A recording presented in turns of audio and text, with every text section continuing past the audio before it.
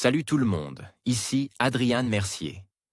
Bienvenue sur ma chaîne, dédiée à notre belle planète et aux enjeux de l'écologie. Si vous voulez en apprendre plus sur comment protéger notre environnement et adopter des gestes éco-responsables, pensez à vous abonner pour rester informé. Prêts à explorer ensemble? C'est parti. Bonjour à tous. Aujourd'hui, je vais aborder un sujet qui suscite beaucoup de débats, l'huile de palme. Dans cette vidéo, je vais explorer les véritables enjeux liés à sa production et à sa consommation. Saviez-vous que l'huile de palme est présente dans près de la moitié des produits alimentaires que nous consommons? Je vais vous expliquer pourquoi cette huile est à la fois prisée et controversée, en mettant en lumière les impacts environnementaux, sociaux et économiques qu'elle engendre. Restez avec moi pour découvrir ce qui se cache derrière ce produit si courant dans nos vies. C'est l'ennemi jure des nutritionnistes et de bon nombre de militants écologistes. En quelques années, l'huile de palme est sortie d'un anonymat relatif pour devenir l'emblème d'un monde à la dérive, saturé de gras, et de forestant une planète à l'agonie, pour le simple plaisir de manger de la pâtée à tartiner. Que reproche-t-on concrètement à elle? L'huile de palme, et pourquoi est-elle devenue un tel symbole? Au fait, qu'est-ce que l'huile de palme? C'est une matière grasse végétale issue du fruit du palmier à huile Elae guinéensis. On l'obtient par pression à chaud des fruits, qui contiennent chacun 30% de lipides. C'est la matière grasse la plus utilisée dans le monde, et sa consommation ne fait qu'augmenter. En 10 ans, sa production a doublé. L'huile de palme est la matière grasse la plus consommée au monde, en partie grâce à son rendement très élevé. Mercury Studio, Adobe Stock 1. La production de l'huile de palme. Où est-elle produite? Ce palmier, originaire d'Afrique de l'Ouest, a été importé en Asie du Sud-Est dans les années 1960. Aujourd'hui, l'huile est produite à 85% en Indonésie et en Malaisie, mais également dans le bassin du Congo et en Amazonie. C'est un pilier pour l'économie locale. En Indonésie, elle représente un tiers des exportations agricoles, soit jusqu'à 10% du PIB des pays producteurs. Comment est-elle produite? 70% de l'huile de palme provient de monocultures détenues par de grands groupes industriels. L'agriculture vivrière disparaît peu à peu dans les pays producteurs, au profit d'une agriculture d'exportation qui bénéficiait à une minorité. Cette dernière abat des forêts entières au bulldozer et a recours à des incendies pour défricher les zones destinées aux futures plantations. Quel est son impact social? L'extension des cultures menée au déplacement force des populations autochtones, qui souffrent de surcroît de maladies respiratoires, dues à la pollution de l'RR provoquée par les incendies. Ces cultures industrielles sont également de grandes consommatrices de pesticides et d'engrais chimiques, comme le paraquat, un produit hautement toxique interdit depuis 2007 au sein de l'Union européenne. Ces substances contaminent les sols, l'eau, l'air et inévitablement ceux qui respirent, boivent, mangent dans cet environnement. À ces produits dangereux s'ajoutent des conditions de travail désastreuses au sein des palmeraies. Un rapport des Amnesty International pointe le travail force, le travail des enfants ou encore des pratiques dangereuses. Quel est son impact environnemental? La production d'huile de palme est rendue responsable d'un tiers de la déforestation en Asie du Sud-Est dans les années 2000, ce qui a contribué à hisser l'Indonésie au rang de 3e pays émetteur de gaz à effet de serre. En effet, la déforestation entraîne de facto une diminution de la biomasse terrestre, qui a pour double conséquence de faire disparaître le premier réservoir de carbone sur Terre, que sont les forêts, et de contribuer à la production de gaz à effet de serre, en les brûlant. Cela entraîne donc une accélération sans précédent du réchauffement climatique. Mais ce n'est pas tout, on parle beaucoup, ce qui ne veut pas dire assez, des conséquences du changement climatique. Mais quid de l'effondrement de la biodiversité? Avec la forêt, c'est tout un réservoir de biodiversité qui part en fumée, à l'instar des orang-outans, devenus emblèmes du désastre. Leur population a chuté de plus de 90% en un siècle sur l'île de Sumatra en Indonésie, et chaque jour, ce sont 25 d'entre eux qui meurent pour combler nos besoins en huile. L'UICN estime que l'expansion du palmier à huile pourrait affecter 54% de tous les mammifères menacés et 64% de tous les oiseaux en danger dans le monde. La déforestation provoquée par la monoculture d'huile de palme accélère doublement le réchauffement climatique et entraîne une extinction de la biodiversité. Alex Traveler, Adobe Stock 2. Consommation. Qui la consomme et comment? La consommation d'huile de palme va de pair avec le PIB. Dans les pays industrialisés, on en consomme jusqu'à 40 kg/kg par habitant et par an. Et vous l'imaginez, il ne s'agit pas que de pâté à tartiner. Certes, l'alimentation représente un secteur majeur, c'est l'huile de base dans les régimes alimentaires des régions tropicales, qui restent les plus grosses consommatrices. Mais pour ceux qui ne vivent pas sous les palmiers, à huile entre autres, on la retrouve dans un nombre effrayant de produits industriels, allant de la soupe instantanée au lait pour bébé. En chiffres, cela ne représente que 35% des importations européennes, car ce qui pompe le plus d'huile de palme en Europe, ce sont les agrocarburants, avec 45% des importations, contre 20% dans le reste du monde.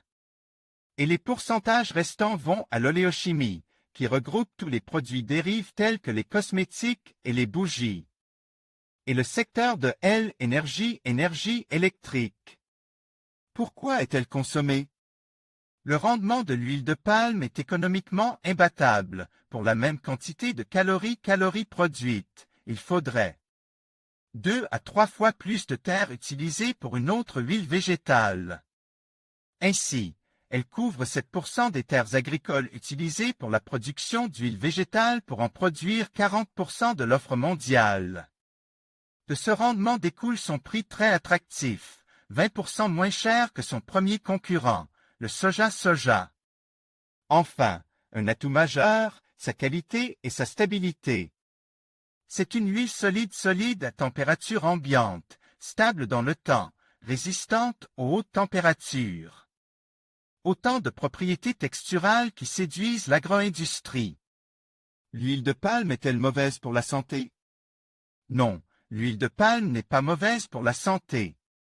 Aucune étude n'a montré que l'huile de palme soit néfaste pour l'organisme. Tout est parti d'un conflit entre des lobbies industriels américains. En 1989, les anti-huile de palme étaient alors des pros. L'huile de soja, désemparés devant la montée en puissance de leurs concurrents sur le marché mondial. À court d'arguments, l'aspect sanitaire a été pointe, masquant au passage le réel problème des huiles végétales raffinées, leur hydrogénation. Hydrogénation, un procédé chimique très néfaste pour la santé. Or, l'huile de palme n'a pas besoin de cette étape de raffinage, de par ses propriétés texturantes naturelles. Mais alors, pourquoi la mention « sans huile de palme » se multiplie encore dans les rayons des supermarchés? C'est parce que de nos jours, le problème est son omniprésence dans les produits transformes. Ce qui pose problème pour la santé, et notamment cardiovasculaire, c'est la surconsommation de lipides en général, et en particulier de graisses saturées, et pas seulement d'huile de palme. En somme, elle représente plus un symbole qu'un véritable problème de santé publique. Graphique montrant l'évolution de la consommation mondiale d'huile de palme entre 2007 et 2019, en milliers de tonnes métriques. Statista 3. Réflexion. Qu'est-ce qui change récemment?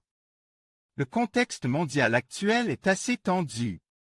Depuis 2023, l'Indonésie, qui est le premier producteur mondial d'huile de palme, a décidé de limiter les exportations. Au total, depuis la guerre en Ukraine et l'arrêt de l'exportation d'huile de tournesol, c'est 40% du commerce mondial qui est ferme, toute huile confondue. Conséquence, les prix flambent et on double en 3 ans. En face, la demande reste très instable. En Europe, par exemple, l'instauration de directives sur les énergies renouvelables en 2009 a entraîné une hausse de l'importation d'huile végétale destinée aux agrocarburants dits de première génération, c'est-à-dire issus de cultures destinées à l'industrie agroalimentaire, comme l'huile de palme.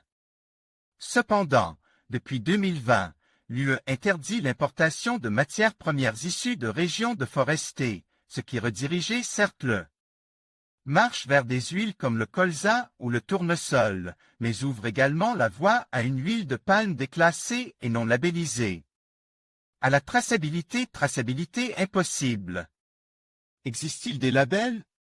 Vous avez peut-être déjà entendu parler du label RPSO, en français, Table ronde pour une huile de palme durable, qui est un dispositif mis en place par des industriels de l'agroalimentaire, des producteurs d'huile de palme et certaines ONG en 2004 pour promouvoir une huile de palme durable à travers un label. Seulement, de nombreuses ONG constatent que ce label n'interdit pas la déforestation, ni l'utilisation du paraquat, ni la technique du brûlis. Seules les forêts primaires et les tourbières sont protégées, et ce seulement depuis 2005, ce qui signifie qu'une palmeraie créée en 2004 sur une forêt primaire peut être certifiée n'étant pour autant pas moins responsable de déforestation. En bref, la garantie d'une huile de palme durable est loin d'être assurée, car cela signifierait une chaîne de valeur transparente et lisible incluant le respect des droits sociaux et de la biodiversité dans le cadre du changement climatique. Faut-il arrêter l'huile de palme? Quand on y pense, l'huile de palme pourrait contribuer à une meilleure préservation des ressources naturelles, nécessitant moins de surface tout en produisant plus que ses concurrentes. Mais cette affirmation n'est aujourd'hui valable qu'au conditionnel, le problème de fond reposant sur les monocultures industrielles de palmiers au bilan environnemental et social catastrophique. Ceci étant, ne nous trompons pas de débat, il ne s'agit pas d'interdire toutes les cultures de palmiers à huile. En effet, l'interdiction de l'huile de palme engendrerait un report des besoins sur d'autres cultures nécessitant leur extension. Or, l'objectif est de ne pas augmenter les surfaces de plantation. Et face à une demande qui croît plus vite que la démographie, la production devrait être multipliée par 4 d'ici 2050. La seule solution envisageable est de revoir le modèle agricole actuel. Une responsabilité qui n'est pas seulement entre les mains des décideurs politiques et des lobbies industriels.